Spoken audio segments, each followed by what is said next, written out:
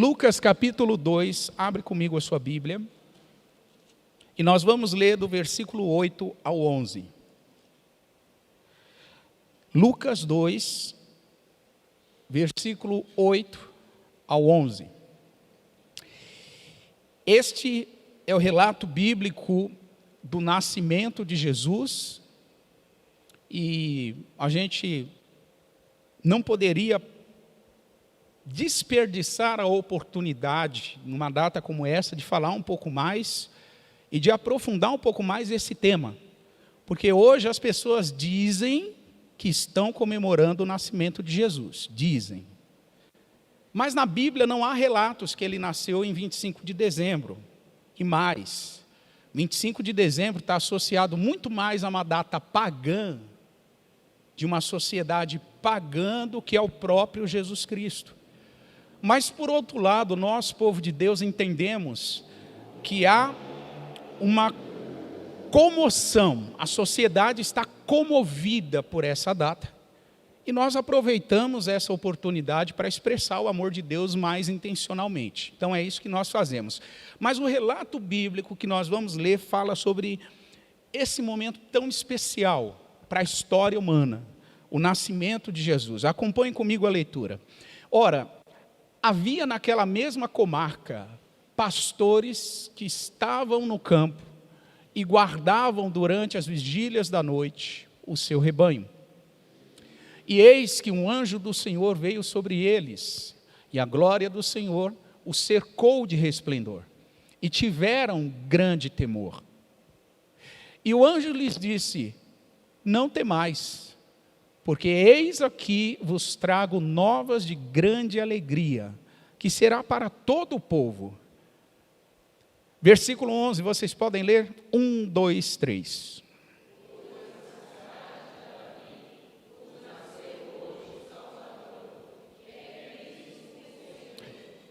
O versículo 11, ele resume, ele enxuga a narrativa sobre o nascimento de Jesus, que acontece na cidade de Belém, também conhecida como cidade de Davi, e ali, para se cumprir a profecia, Jesus nasce.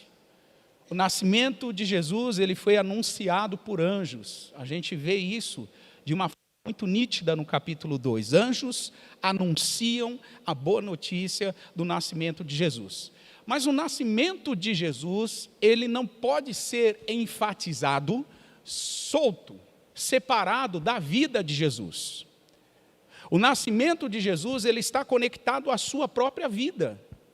Então eu não posso olhar para esse texto bíblico e entendê-lo apenas na ótica de um menino que está na manjedoura. Porque hoje se enfatiza muito isso, a questão do menino Jesus na manjedoura. Só que quando a gente lê a Bíblia, o nascimento de Jesus é importante, mas toda a sua vida, toda a sua obra, toda a sua missão, toda a sua entrega, a sua renúncia, o seu sacrifício é tão importante quanto o seu nascimento. Então nós não podemos olhar para o nascimento de Jesus e desassociá-lo da sua vida. Nós precisamos olhar o conjunto da obra. Diga isso comigo, o conjunto da obra. Tem gente que gosta só de um pedacinho da obra. Só que o pedacinho da obra não traduz o todo. Não traduz a totalidade. Então, se a gente quer falar sobre Jesus, queremos. É 25 de dezembro? É. Vamos falar sobre isso? Vamos. Mas vamos olhar o seu nascimento, vamos olhar as profecias que falavam sobre o seu nascimento, vamos olhar a sua vida, a sua obra, a sua missão, a sua entrega, a sua renúncia, a sua morte, seu sepultamento e a sua ressurreição em glória. Ou seja, a gente não vai tirar recortes da vida de Jesus, a gente precisa ver o Jesus como um todo. E quando a gente olha a obra de Jesus, nós encontramos na obra de Jesus a maior de todas as respostas para a humanidade. Por isso que o tema da minha ministração nessa noite é: Jesus vive, Jesus reina, por isso temos esperança. Você pode dizer isso comigo? Eu tenho esperança, porque Jesus vive e reina. Por que que o povo de Deus tem esperança? Porque o povo de Deus sabe que Jesus não é só o menino da manjedoura. O povo de Deus sabe que Jesus não é só o menino de 12 anos que ensinava os doutores no templo em Jerusalém.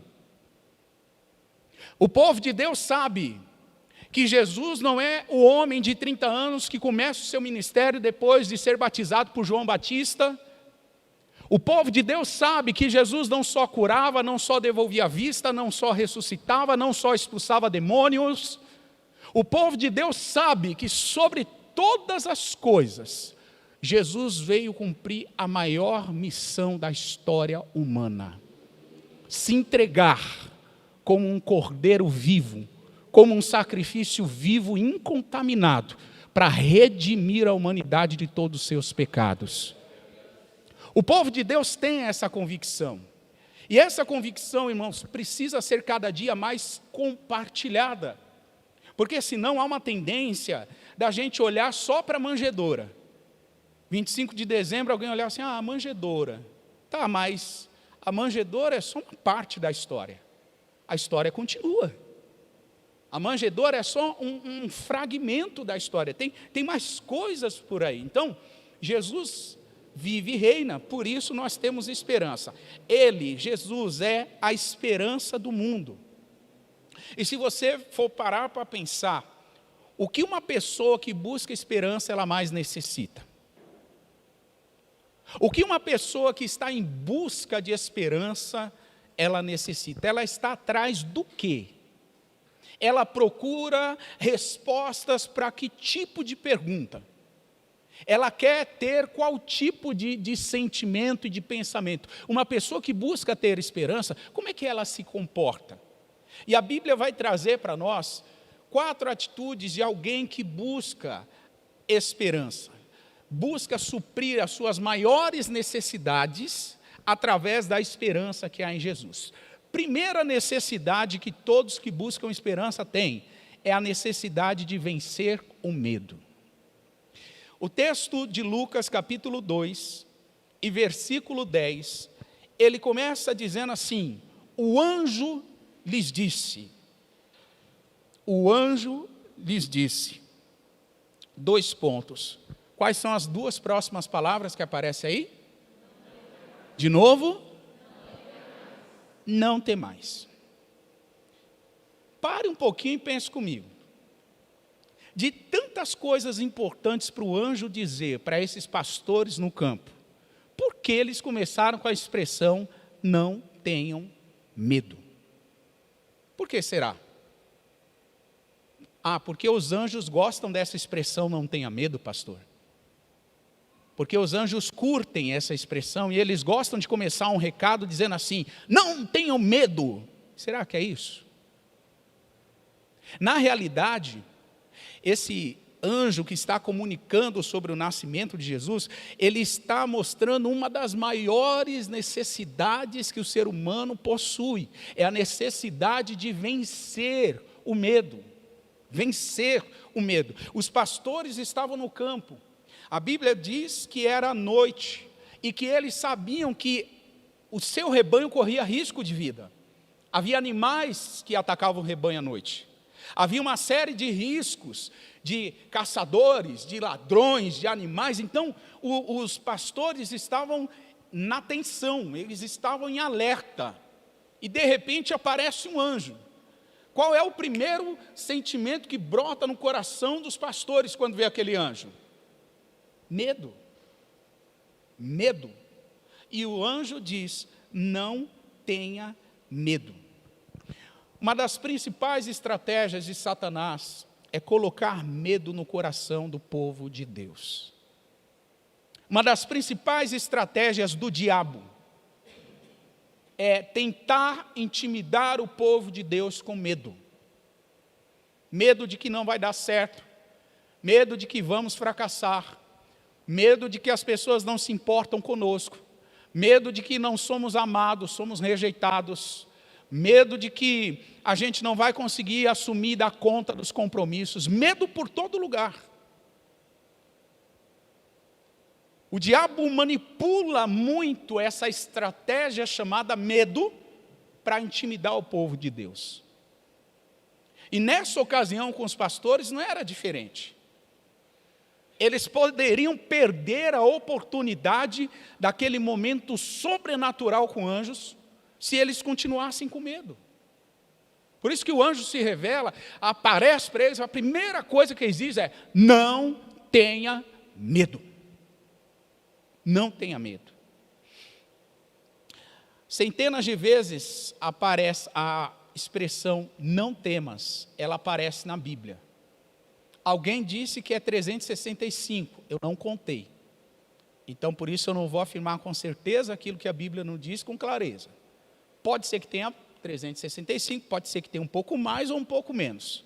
O que importa é que quando você lê a sua Bíblia, você encontra muitas expressões não temas, sim ou não?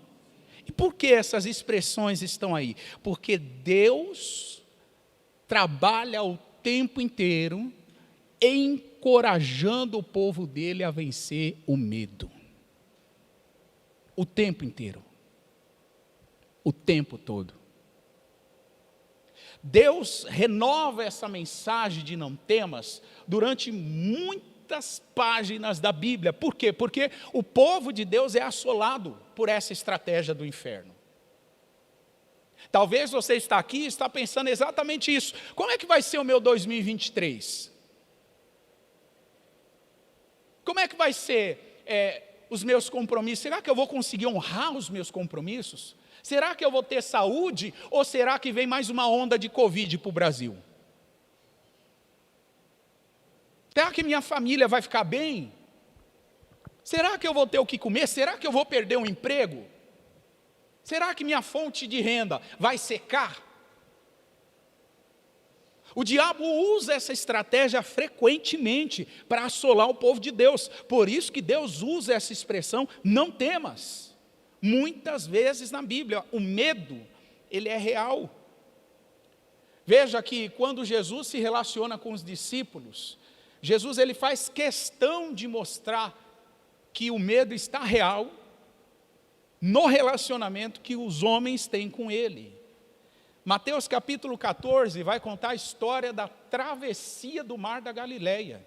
E olha que interessante, quando o barco estava no meio do mar, versículo 24 a seguir, prestes a atravessar, no meio da travessia, ele começa a ser açoitado pelas ondas. A Bíblia vai dizer que a quarta vigília da noite, ou seja, entre 3 e 6 horas da manhã, Jesus ele vem ao encontro dos discípulos andando sobre o mar, por cima do mar. O versículo 26 vai dizer que os discípulos, olhando Jesus vindo, eles começam a ter medo. Eles começam a ter o quê? Medo. Eles se assustam, Webster. Eles ficam assustados. E eles gritam. E a palavra diz que eles chegam a identificar Jesus como um fantasma. Eles chegam a dizer assim, é um fantasma. Versículo 27, a primeira coisa que Jesus fala com eles é: tenha bom ânimo, sou eu, não temais.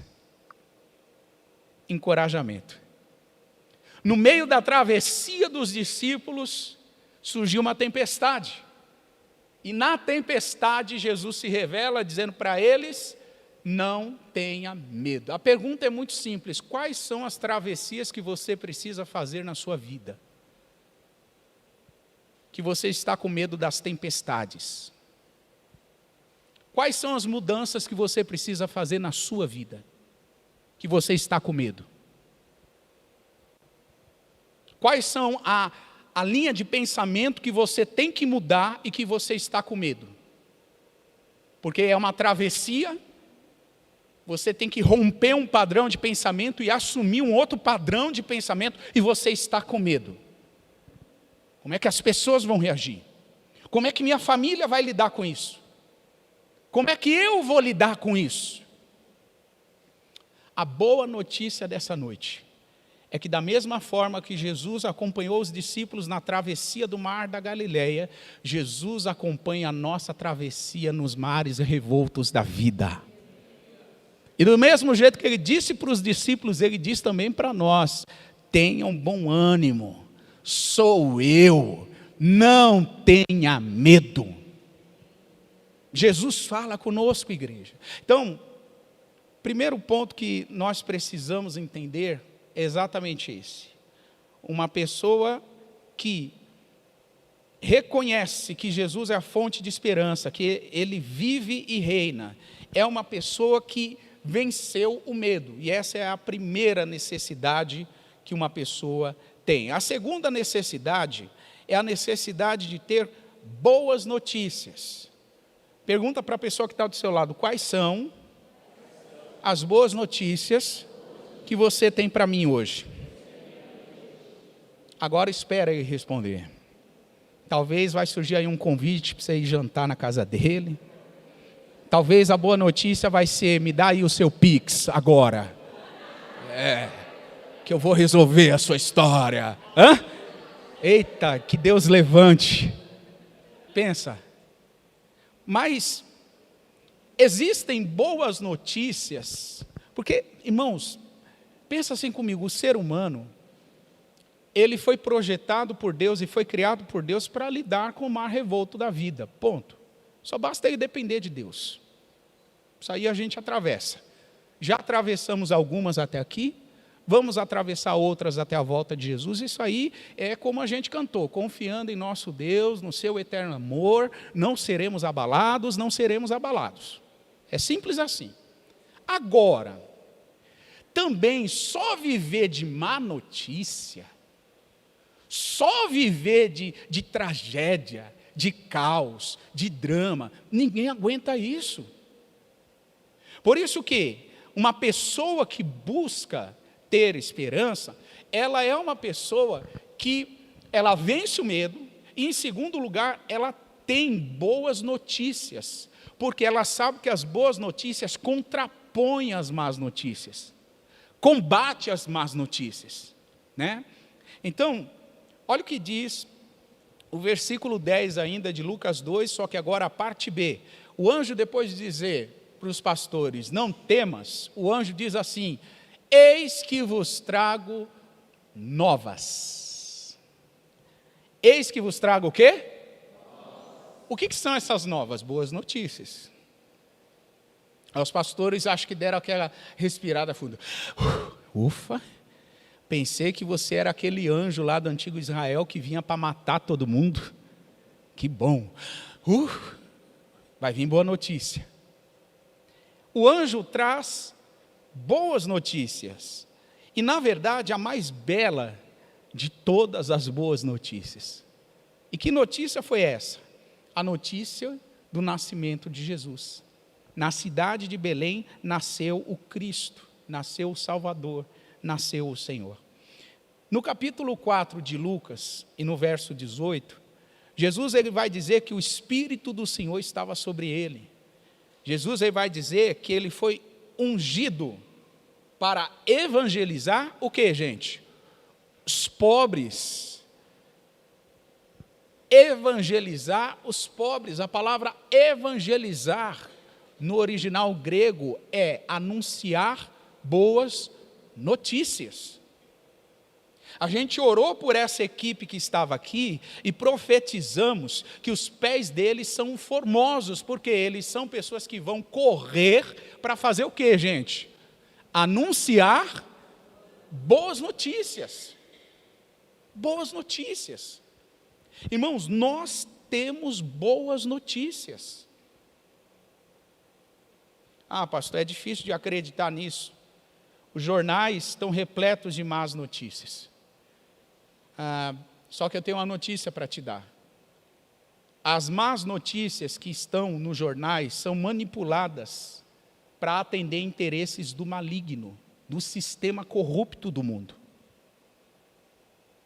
As más notícias que estão, em sua grande maioria, elas são ampliadas para atender interesses que estão por trás delas, para alimentar um sistema maligno, um sistema opressor, um sistema sensacionalista, barato, que quer ditar o nosso padrão de comportamento. quer ditar a hora que você tem que andar na rua, quer ditar o jeito. Esses dias eu conversando com um pai de família, ele disse assim para mim: pastor, eu não tenho mais a confiança de deixar os meus filhos brincar na rua. Eu falei: mas por quê? Ele falou: a rua está insegura. Ladrões de moto passam na minha rua, subindo e descendo toda hora. Em tempo de roubar um celular e na fuga, meu filho está na rua e ser atropelado. Como é que eu vou deixar meu filho na rua? Eu ouvi aquele pai, e aí passou um filme na minha cabeça. Eu me lembrei quando eu era criança, lá em Barbacena, não, aqui no Parque Fernanda. Aqui no Parque Fernanda. Eu não sou mineiro, eu sou paulista. Quando eu era criança aqui no Parque Fernanda, irmão, não tinha hora. Não tinha hora. A gente brincava, época de Natal, Aldemir, Anaraldo está ali, Sandro Augusto, esses irmãos que conhecem essa dinâmica do Parque Fernanda. Não tinha hora. Soltava bombinha, tocava a campanha do vizinho e saia correndo, colocava a bombinha dentro da caixa de correio. Pastor, você fazia isso? Fazia, gente. Fazia. Wesley, você não acreditava, né? Fazia. Já fez também? Ah, então tá aí, ó. Mais um se entregando. A gente fazia isso. E Natal, irmão, véspera de Natal era uma festa. A gente ficava até 11, 11h30, corria para dentro de casa, esperava a queima dos fogos, comia, depois subia para a rua de novo, 1, 2, 3 da manhã. E era assim, sabe? Tinha risco? Tinha. Podia acontecer um acidente, mas ao mesmo tempo a gente tinha essa tranquilidade, os nossos pais tinham essa tranquilidade. Hoje, irmãos, boa parte, e aí voltando para esse irmão que a gente conversou essa semana, eu sei que ele gosta muito de notícias. Ele é um cara muito antenado, muito antenado. Ele conhece as notícias que vão sair amanhã já, porque ele é muito pesquisador, sabe? Ele conhece muito. E eu falei: cara, é isso, mano, você está lendo muita notícia, velho. Você está lendo muita notícia. O sistema está manipulado, está contaminado. O sistema é maligno, é sensacionalista e está a favor de dirigir as nossas decisões. Ah, pastor, então nenhuma notícia é verdadeira? Claro que não, né, irmão? Tem notícia verdadeira, mas até você chegar nela, você tem que fazer um filtro violento. Então, o mundo precisa de boas notícias. O mundo necessita da verdade do Evangelho. Nós precisamos da boa notícia, por isso que o Isaías 52, o profeta vai dizer no verso 7, que são suaves sobre os montes os pés dos que anunciam as boas novas. Em outras palavras, como é bonito ver alguém correndo para levar as boas notícias do Evangelho. Como é bonito! Gente que faz ouvir sobre a paz, leva notícias de paz, leva boas notícias de salvação e diz para as pessoas: o nosso Deus reina. É bonito ver isso, irmão. Agora, o que é mais fácil? A gente anunciar uma boa notícia ou a gente anunciar uma má notícia? O que é mais fácil? Então, em segundo lugar, grave isso, pessoas que têm esperança, em primeiro, elas precisam vencer o medo. Em segundo, elas têm boas notícias. Pessoas de esperança têm boas notícias. Por quê? Porque ela precisa contrapor as más notícias. Em terceiro lugar, pessoas que têm esperança, elas têm a necessidade de ter alegria para contrapor a tristeza. Ainda no versículo 10 de Lucas 2, esse é um texto que tem muitas lições aqui para nós. E ele diz no versículo 10, o anjo diz: primeiro, não temas. Segundo, eu trago boas novas. E ele qualifica essas boas novas. Ele diz: é boas novas de grande alegria. As boas novas vai produzir grande alegria. Aquela noite em Belém foi uma noite inédita, foi uma noite diferente. a glória de Deus, os pastores vendo a glória de Deus, o anjo anunciando, e à medida que o anjo anuncia, acompanhe comigo, versículo 13, a palavra diz que um exército de anjos começam a cantar. No mesmo instante, aparece junto com o anjo uma multidão de outros anjos, como se fosse um exército celestial. Eles faziam o que, gente? Hinos de louvor a Deus, e eles diziam: glória a Deus nas maiores alturas do céu, paz na terra e para as pessoas que Ele quer bem. Aquela noite foi diferente. Os anjos louvam a Deus e esse clima, esse ambiente, essa atmosfera de alegria contagia. Irmão, assim como a tristeza é contagiante, a alegria também é. E prova disso é esse texto. Porque os anjos glorificam a Deus, e naquele momento, os pastores saem dali, ao invés de ter medo, eles passam a ter grande alegria. Olha o que diz o verso 17. Eles saem divulgando, eles contam a boa notícia que eles ouviram do anjo a respeito de Jesus. Então, eles saem para anunciar essa boa nova de grande alegria. O setor de entretenimento é um dos que mais fatura no mundo, você sabe disso? Eu já contei isso aqui uma vez. Por que ele é um dos que mais fatura? Porque as pessoas pagam para quem fazem elas se alegrar. Pega os shows de stand-up, pega os grandes parques de entretenimento, não só no Brasil, mas no mundo. Pegue assinaturas de serviços de streaming, o que você quiser. As pessoas pagam para que alguém alegre elas. É um dos maiores setores da economia no mundo, é o setor de entretenimento. Porque as pessoas querem se alegrar, as pessoas têm a necessidade de se alegrar. Só que a Bíblia diz que nós temos a alegria que é eterna. Isso é maravilhoso. João capítulo 16 e verso 20. Por favor, acompanhe comigo. Pois eu afirmo a vocês que isto é verdade. Vocês vão chorar e ficar tristes, mas as pessoas do mundo ficarão alegres. Vocês ficarão tristes, mas essa tristeza ela virará alegria. 21. Quando uma mulher está para dar luz, ela fica triste porque chegou a sua hora de sofrer, mas depois que a criança nasce, a mulher fica tão alegre que nem lembra mais do seu sofrimento. Assim acontece também com vocês. Agora vocês estão tristes, mas olha o que Jesus disse: eu os verei novamente. Pega isso aqui, irmão. Que nessa travessia de 22 para 23, Jesus te veja novamente. Que Jesus afaste do seu coração toda tristeza, toda angústia, todo choro, toda dor, toda aflição. Que Jesus promova uma alegria que Ele promoveu no coração dos discípulos. Como diz o texto, para que, assim como os discípulos ficaram cheios de alegria, a gente também se alegre. E o mundo veja, e o mundo presencie o testemunho da igreja do Cordeiro, um testemunho de alegria para o mundo. Jesus ele chegou a dizer que ninguém poderia tirar a alegria que Ele daria aos discípulos.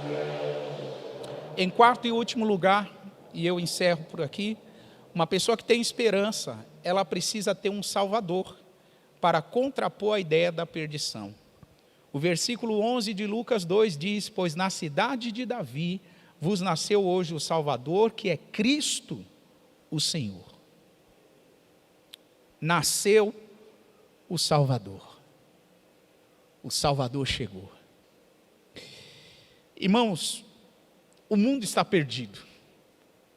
Eu não preciso dar detalhes sobre isso aqui, que você é muito inteligente. A sociedade está perdida.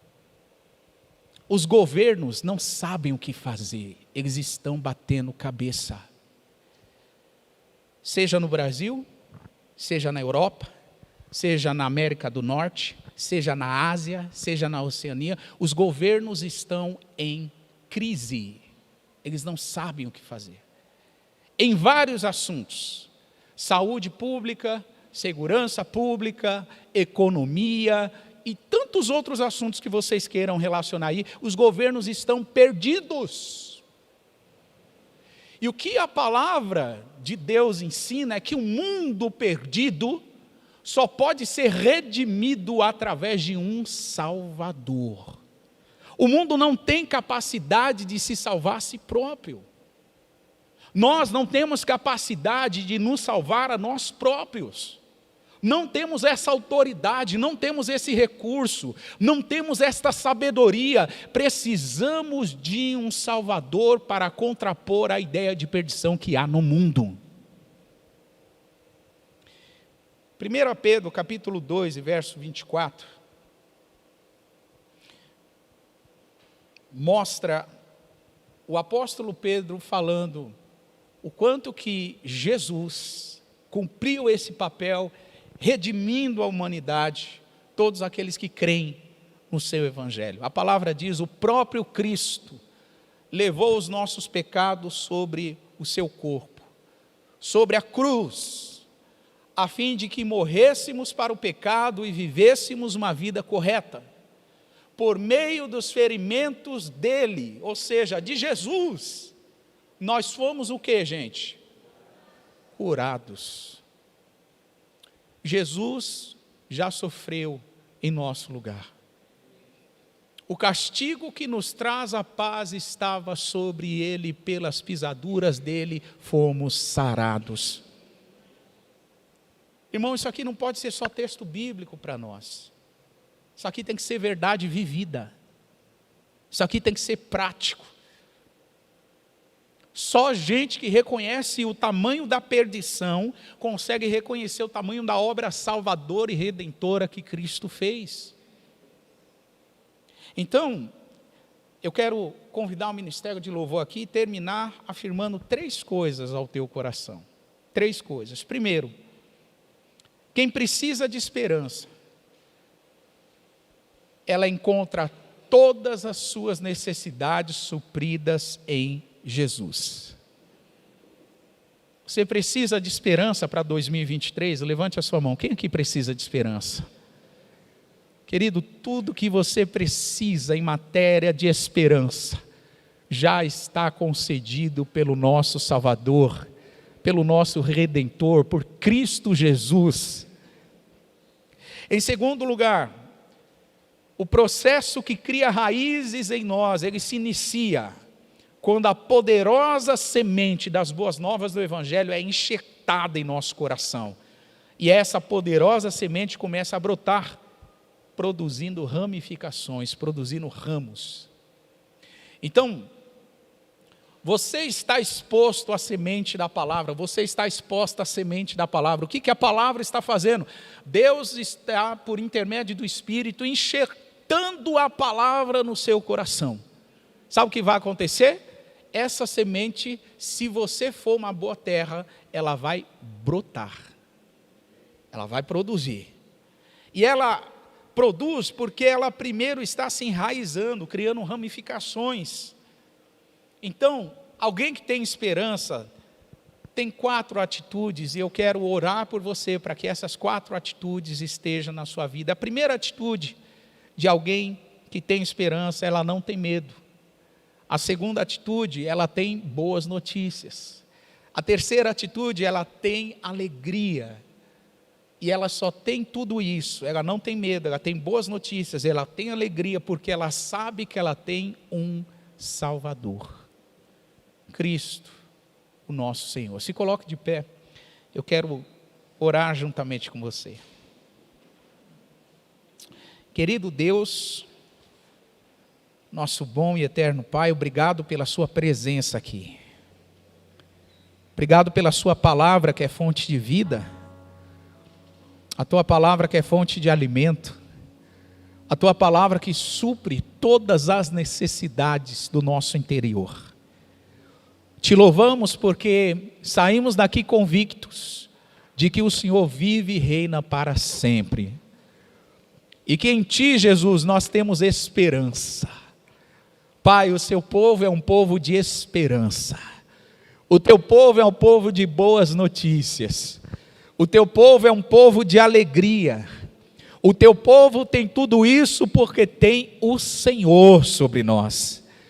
Por isso, Pai, em nome de Jesus, que nesses últimos dias de 2022, haja um derramar de uma unção renovadora neste lugar. Uma unção que restaura a disposição de vencer o medo. Uma unção que restaura as boas notícias que fluirão dos nossos lábios. Uma unção que restaura a alegria, substituindo a tristeza. E uma unção, Pai, que aponta para que quem realiza tudo isso é o Senhor, o nosso Salvador. Pai, em nome de Jesus, que esta seja a convicção do Teu povo nesses últimos dias de 2022. Nós queremos Te engrandecer, Te adorar e declarar, Senhor, porque o Senhor vive, nós podemos crer no amanhã. Porque o Senhor vive, não há temor. Porque o Senhor vive, nós estamos seguros, estamos acolhidos, estamos protegidos. Pai, que o Teu grande amor inunde os nossos corações aqui nesta noite. Que ainda nesse ano de 2022, haja uma mudança de mentalidade. Haja uma disposição para as travessias que o Senhor quer que o Seu povo faça. Senhor, que no meio das travessias, quando o medo surgir, a Tua voz nos acompanhe dizendo: tenham bom ânimo, sou eu, não tenham medo. Que o medo se afaste nessa noite, Senhor. Que o medo dê meia volta e retorne para o lugar de origem dele, Senhor. Que haja convicção e certeza sobre o Teu povo, essa é a nossa oração. Querido, se você pode, erga a sua mão e agradeça a Jesus. Agradeça ao Senhor. Agradeça a Ele pela presença dEle, pela palavra dEle, pela vida dEle, pela salvação dEle que há em nós, pela palavra de encorajamento para vencer o medo que Ele libera sobre nós. Agradeça a Ele. Levante um altar de gratidão ao Senhor.